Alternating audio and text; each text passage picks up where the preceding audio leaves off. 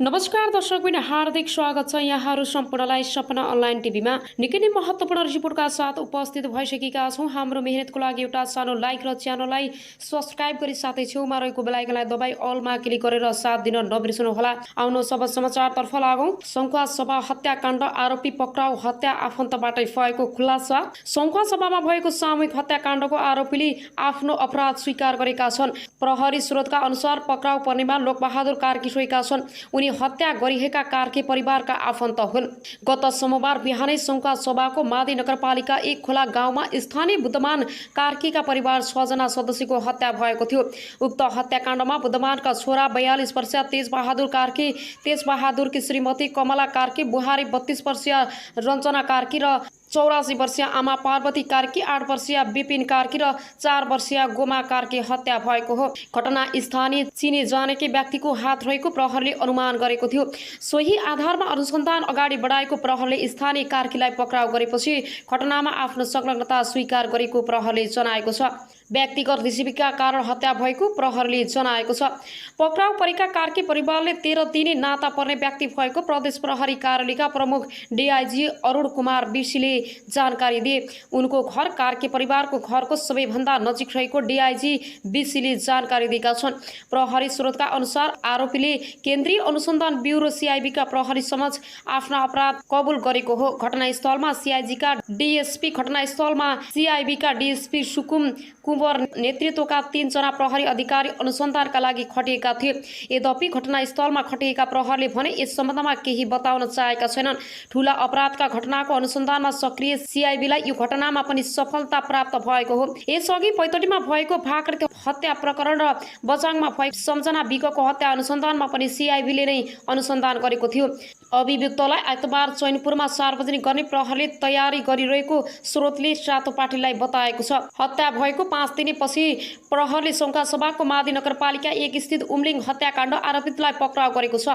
पक्राउ पर्नेमा मादी 1 उम्लिङका लोकबहादुर कार्की छन्। 26 वर्षीय लोकबहादुर हत्या गरिएका 42 वर्षीय तेजबहादुर कार्की भतिज हुन्। प्रादेशिक प्रहरी कार्यालय 1 उच्च अधिकृतले सातो पार्टीसँग भने, तर आवेगमा लोकबहादुर एक्लैले तेजबहादुर सहित 6 जनाको ज्यान लिएको अनुसन्धानबाट थाहा भएको छ। यद्यपि प्रहरीले आवेशमा आएर हत्या गरिएको भने पनि यो घटना आवेश प्रेरित हत्या हो कि मनसाय प्रेरित हत्या हो भन्ने खुलेको छैन।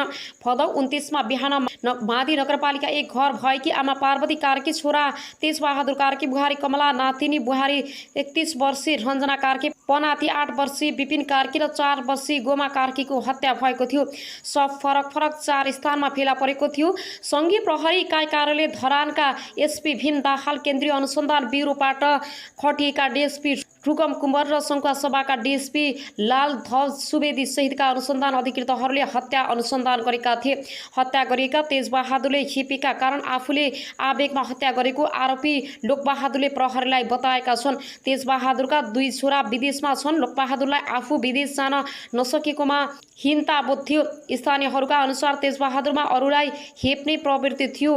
तेजबहादुरको प्रवृत्ति लोकबहादुरलाई मन परेको थिएन। हेपाई खप्न नसकेर लोकबहादुरले तेजबहादुरको परिवारको निशान विनाश गरेको अनुसन्धानमा संलग्न प्रहरी अधिकृतहरू बताउँछन्।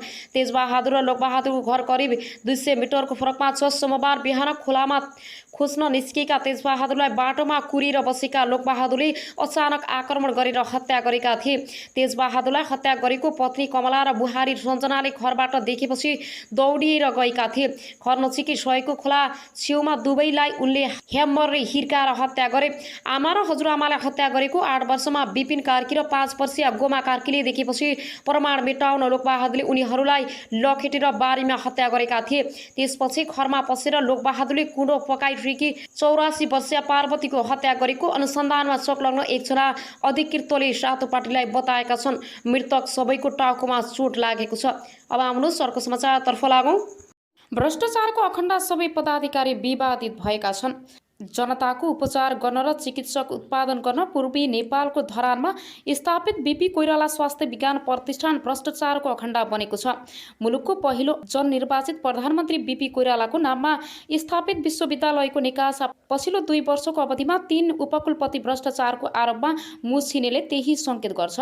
2076 साल असार 26 गते प्रतिष्ठानका तत्कालीन उपकुलपति प्रा डाक्टर राजकुमार श्रैनियार 8 लाख रुपियाँ घुससहित पक्राउ परे। प्रतिष्ठानको भवन निर्माणले ठेक्काको कमिसन लिने क्रममा उनी निवासबाट पक्राउ परेका थिए।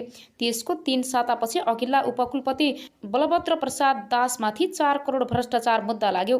दुवै मुद्दा विशेष अदालतमा विचाराधीन भएका बेला नयाँ पदाधिकारीहरू पनि रत्तिभर डराएनन्, अनियमितता गरिरहे। सरकारले गठन गरेको कार्यदलले उपकुलपति ज्ञानेन्द्र गिरी भ्रष्टाचारको आरोपबाट उम्किन नसक्ने गरी सरकारलाई मङ्गलबार प्रतिवेदन बुझाइसकेको छ।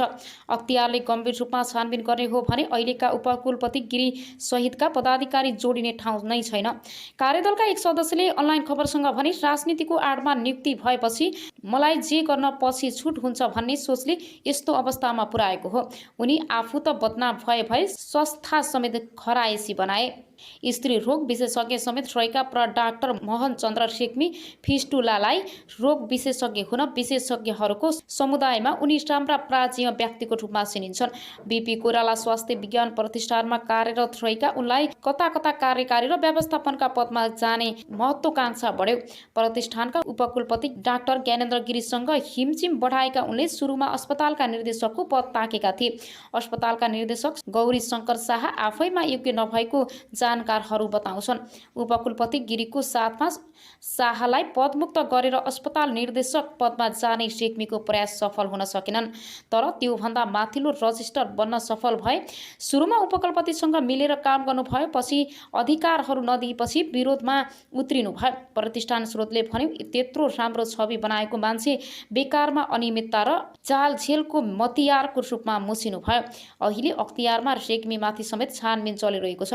प्रतिष्ठानका उपकुलपति ज्ञानेन्द्र गिरीको किस्सा अझै रोचक छ।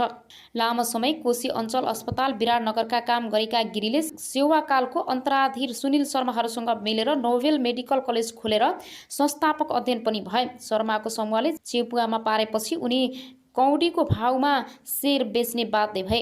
त्यसपछि गिरीले अख्तियारका तत्कालीन प्रमुख लोकमान सिंह कार्कीका नातेदारसँग मिलेर विराट मेडिकल कलेज खोले। लोकमानको शक्तिको आडमा विराट मेडिकल कलेजले काठमाडौँ विश्वविद्यालयबाट विस्तारित कार्यक्रममा नाममा सम्बन्ध पार्यो। गिरी काङ्ग्रेस नेता शेखर कोइरालाका नजिकका कार्यकर्ता थिए। प्रतिनिधि सभा निर्वाचन 2074मा काङ्ग्रेसले सुनिल शर्मा मोरङ 3मा उम्मेदवार बनाएपछि गिरी कोइरालासँग मिचिए। आफ्नो पुरानो पद्धतिलाई टिकट दिएको झोकमा उनले सुनिल शर्माका प्रतिस्पर्धा उम्मेदवार बनेका नेकपा एमाले नेता भानुभक्त ढकाललाई निर्वाचनमा सघाए। त्यति बेला गिरीले ढकाललाई सबै रूपमा सहयोग गरेको जानकारहरू बताउँछन्। वाम गठबन्धनको सरकार बन्यो। तत्कालीन प्रधानमन्त्री केपी शर्मा ओलीले ढकाललाई 28 साउन 2074मा कानुन मन्त्री बनाए, तर 4 मङ्सिर 2076मा ढकाल स्वास्थ्यमा आएपछि चुनावमा गरेको सहयोगको गुण तिर्नै गिरीलाई प्रतिष्ठानको उपकुलपति बनाएका थिए। राजनीतिको आडमा पदमा पुगेका उपकुलपति गिरीले प्रतिष्ठानमा मनोमानी गर्न थाले। उनलाई कुनै शक्ति, प्राज्ञिक र आर्थिक अनुशासन जरुरी थिएन।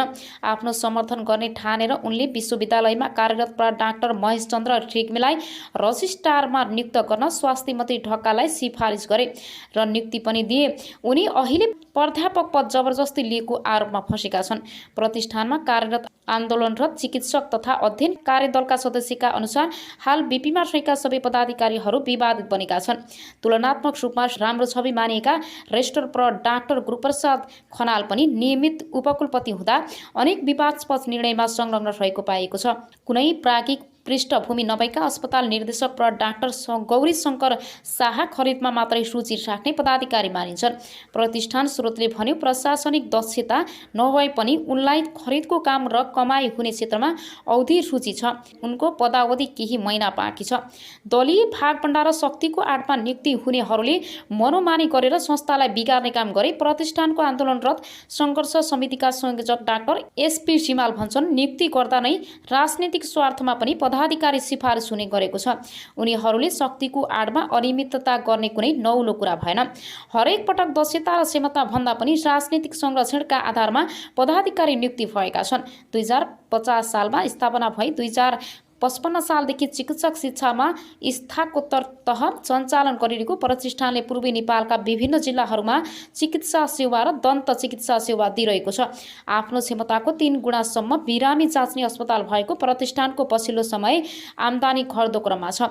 शैक्षिक गुणस्तर खसेको छ। नियमित जसो आर्थिक नियमितता हुने गरेको छ। प्राज्ञिक काम कारबाही तहस नहस छ भने अस्पतालमा बिरामी फेरेर रेफर गरेर कमिसन लिने प्रवृत्ति मौलाएको छ।